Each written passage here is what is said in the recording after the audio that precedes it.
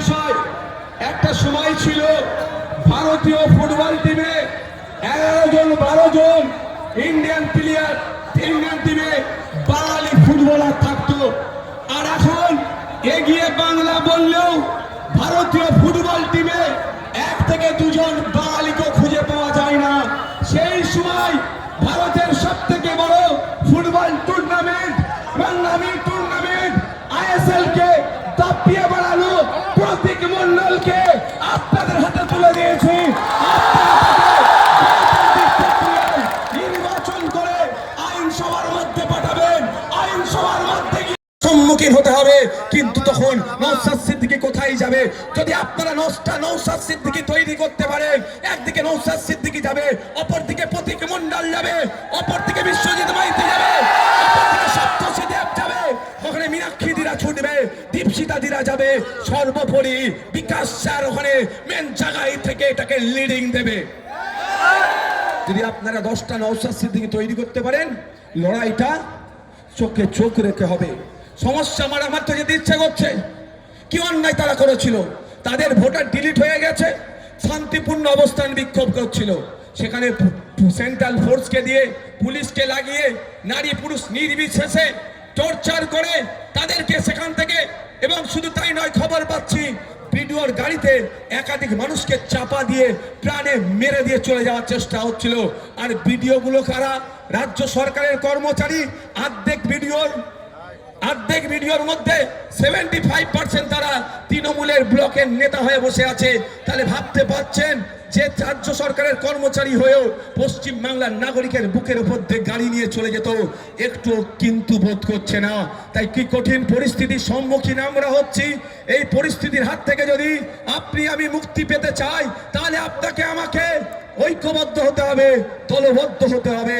কারণ আমরা ভুলে যাচ্ছি না, ওয়াকফ আন্দোলনের সময় দিল্লি যাওয়ার নিদান দিয়েছিল, তাই সময় এসেছে ভোট চাইতে এলে মমতাকে বলে দিন দিল্লি গিয়ে ভোট দিন, মমতাকে বলে দিন দিল্লি গিয়ে ভোট দিন, ওয়াকফ চোরদের বলে দিন দিল্লি গিয়ে ভোট দিন, ফেকেস্টিএসসি চোরদের বলে দিন, স্বাস্থ্য চোরদের বলে দিন, শিক্ষা চোরদের বলে দিন, রেশন চোরদের বলে দিন, তৃণমূলকে বলে দিন, সম্প্রীতি বিনষ্টকারীদের বলে দিন, বিজেপিকে বলে দিন, তৃণমূলকে বলে দিন।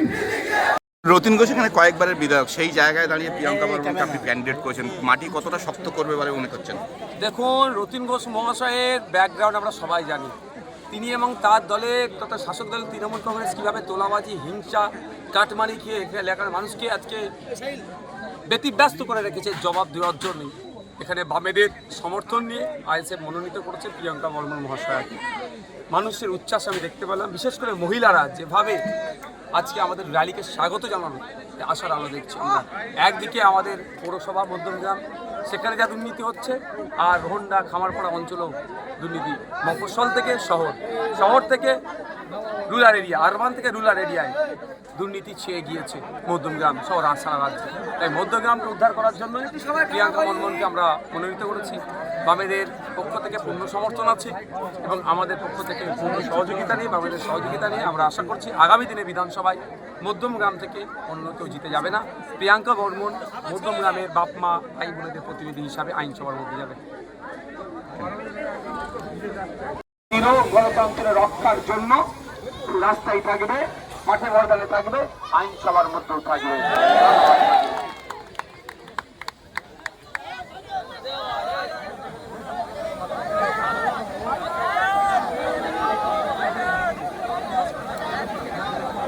সেন্ট্রাল ফোর্স আমাদেরকে প্রোভাইড করেছে, শান্তিপূর্ণ আমরা র্যালি করেছি।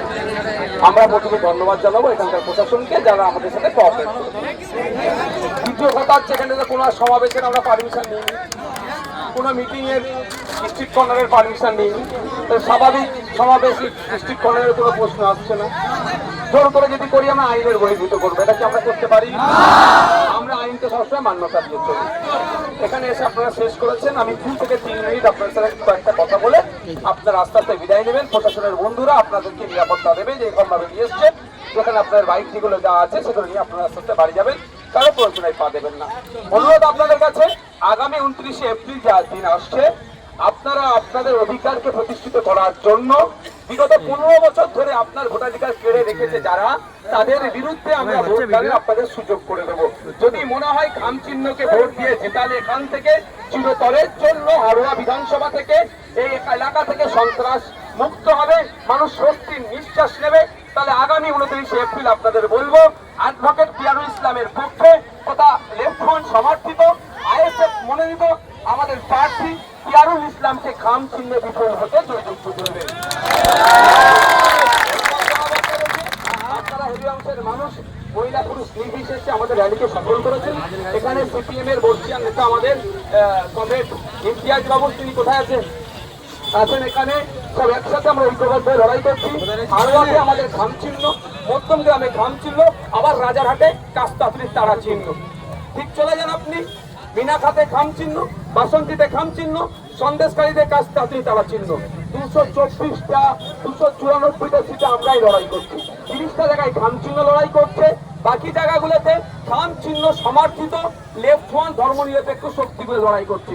শুধু এখানে হারোয়া জিতলে হবে না আমাদেরকে, হারোয়ার সাথে সাথে রাজারহাট, মধ্যমগ্রাম, ওইদিকে আপনার বেগঙ্গা, বারাসাত, আমাদের যেখানে আত্মীয় স্বজন আছে, একটাই কথা, ভাইজানদের সিম্বল যেখানে দেখবেন খাম চিহ্ন সেখানে দেবেন।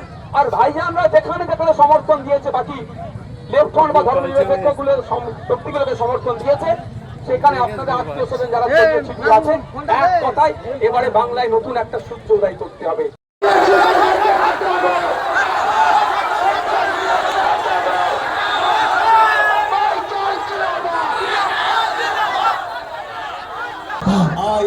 আইএসএফ জিন্দাবাদ, জিন্দাবাদ, জিন্দাবাদ। নওশাদ সিদ্দিকী ভাইজান জিন্দাবাদ, জিন্দাবাদ, জিন্দাবাদ। প্রতীক মণ্ডল জিন্দাবাদ, জিন্দাবাদ, জিন্দাবাদ। খাম চিহ্ন যেখানে আমরা আছি, সেখানে খাম চিহ্ন যেখানে আমরা আছি, সেখানে ইন্ডিয়ান সেকুলার ফ্রন্ট জিন্দাবাদ।